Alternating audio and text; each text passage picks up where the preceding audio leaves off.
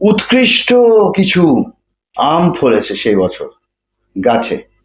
এইবারে সেই মানুষ তো ঠিক করলেন, পুরীরই ঘটনা, সেই মানুষ ঠিক করলেন যে এই উৎকৃষ্ট আম গাছের যত আম সব আমি প্রভু জগন্নাথের মন্দিরে আমি নিজে বহন করে নিয়ে গিয়ে দিয়ে আসবো।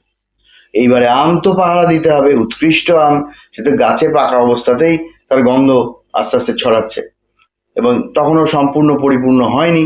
এবং তিনি করলেন কি, রোজ রাত্রিবেলা ওই খাটিয়ার মধ্যে শুয়ে শুয়ে আম গাছের নিচে আম পাহারা দিচ্ছেন। প্রভুর আম, প্রভু জগন্নাথ দেবের আম, এই তাকে জগন্নাথ দেবকে দেবো বলে ঠিক করেছি। রোজই পাহারা দেন, রোজই পাহারা দেন। এবার যেদিন দিতে যাবেন তার আগের দিন রাত্রিবেলা আরো খানিকটা সজাগ হয়ে পাহারা দিয়েছেন, ঘুম থেকে উঠে দেখেন গাছে একটা আমও নেই। কি হলো? সে তো একদম হতভম্ব হয়ে বসে পড়ে, সে বয়স্ক লোক হাউমাউ করে কান্নাকাটি জুড়ে দিয়েছে। আশপাশের লোকেরা এসছে, কি হয়েছে, গাছে একটাও আম নেই।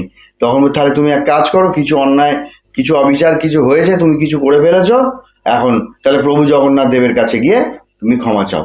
এবার সেই লোক তো কাঁদতে কাঁদতে আর কয়েকজনকে নিয়ে জগন্নাথ দেবের মন্দিরে গেছে হেঁটে গিয়ে, তারপরে বলছে যে আমার এই ঘটনা।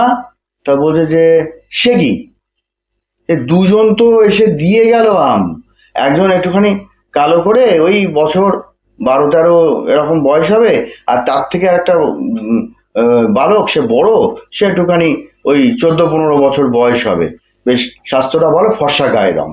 তা এই দুজনা এসে তো এই গাদা গাদা কয়েক ঝুড়ি আম রেখে গেল, তো দিয়ে গেছে তো জগন্নাথ দেবের জন্য, তাদেরকে কে যেন পাঠিয়েছে।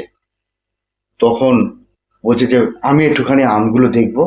দেখছে কি, তারই গাছের আম। তাহলে এই দুজন কে, জগন্নাথ বলরাম?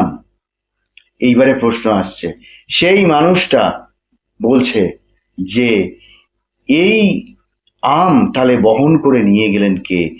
জগন্নাথ দেব শ্রীক্ষেত্রে বিভিন্ন রকম দুষ্টুমি করে বেড়ান, এবং যারা স্মৃতি নিয়ে ঘুরে আসেন তাদের ঘরে এসেও বিভিন্ন রকম দুষ্টুমি করে।